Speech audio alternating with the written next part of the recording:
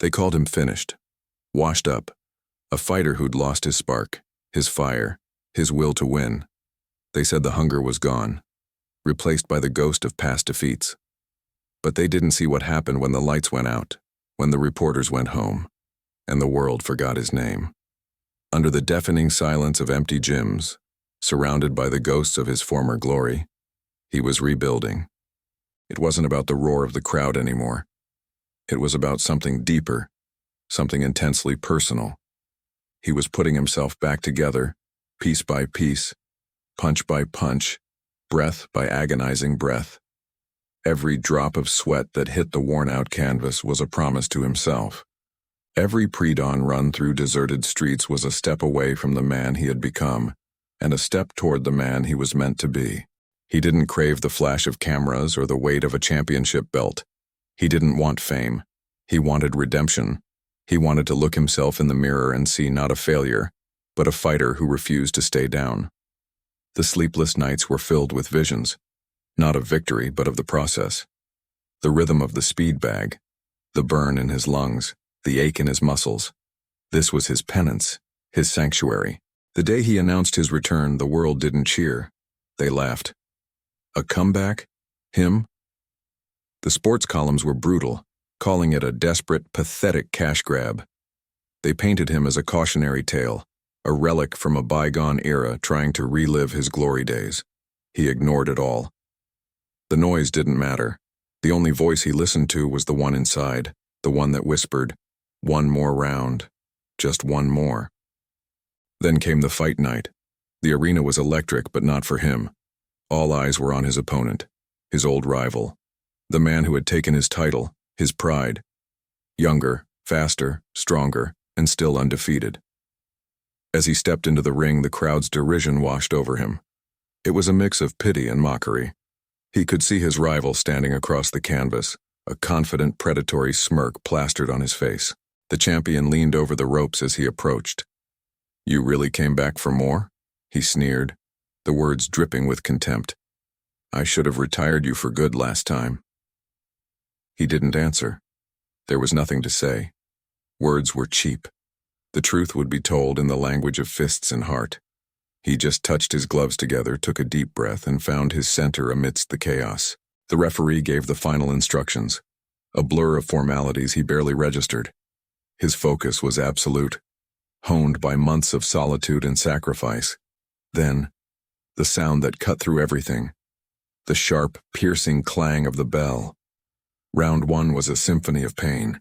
His rival came out like a storm, a whirlwind of speed and power. Jabs snapped his head back, hooks slammed into his ribs, testing his resolve. He felt the sting, the thudding impact that rattled his bones. He absorbed it, weathered it. He was a stone wall against a hurricane. The crowd roared with every punch his opponent landed, certain the end was near. This was what they came to see, a quick, brutal finish. Round two was about blood. A sharp uppercut opened a cut over his eye, and the warm, metallic taste of his own blood filled his mouth. The world blurred into a crimson haze. His corner worked frantically between rounds, trying to stem the flow, their voices urgent, filled with concern. But he felt a strange calm. This was familiar territory. He had lived here before, in the crucible of pain. He knew its geography, its language. The pain wasn't his enemy.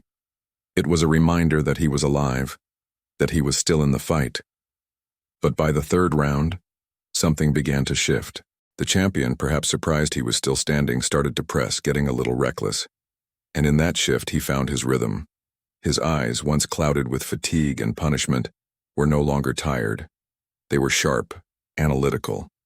He saw the patterns, the subtle tells in his opponent's footwork, the slight dip of the shoulder before a power shot. His punches started to land. They weren't thrown with the wild anger of his youth. They carried the weight of memory, the wisdom of failure, the quiet determination of a man with nothing left to lose. Each jab was a question, each cross a statement. The crowd's roar began to change. The mockery was replaced by a murmur of surprise, then a growing buzz of excitement. They were witnessing something they didn't expect. The old lion wasn't just surviving, he was fighting back. He was walking his opponent down, cutting off the ring, making the younger, faster man uncomfortable. The smirk was gone from his rival's face, replaced by a flicker of confusion, then a hint of doubt. The storm was beginning to blow itself out. He continued to press, a relentless, measured pressure. Round after round he invested in the body, sapping the champion's seemingly endless gas tank. The snap in the younger man's punches began to fade. His movements became less explosive, more labored. The hunter was becoming the hunted. Between rounds, he saw it in his rival's eyes, the dawning realization that this was not the broken man he expected. This was something else entirely, something more dangerous. Then, late in the championship rounds, the moment he had been working for, the moment he had visualized 1,000 times in the dark, finally arrived. His opponent, desperate to reclaim control, overcommitted. He threw a wild, telegraphed right hand, leaving himself exposed for a fraction of a second. It was an eternity. He saw the opening. It wasn't a thought, it was pure instinct, forged in the fires of countless hours of training. A left hook. It wasn't the most powerful punch he had ever thrown, but it was the most perfect. It connected with precision, a seamless transfer of energy from his feet, through his core and into his fist. The sound was a dull, final thud that seemed to absorb all the noise in the arena. Bam. Silence. A collective, breathless hush fell over 20,000 people. The unstoppable, undefeated champion crumpled. His legs gave out and he hit the floor with a heavy, definitive thud. The referee started the count, but it was a formality. He wasn't getting up. He walked back to his corner, not with a roar of triumph, but with a quiet exhale. He had done it. He had faced his demons, walked through the fire, and emerged on the other side. The crowd erupted.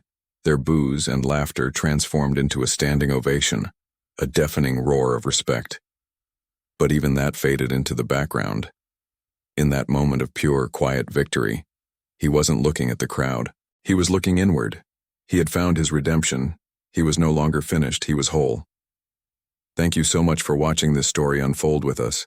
If this journey of resilience and redemption moved you, please hit that like button and consider subscribing to the channel for more stories that inspire.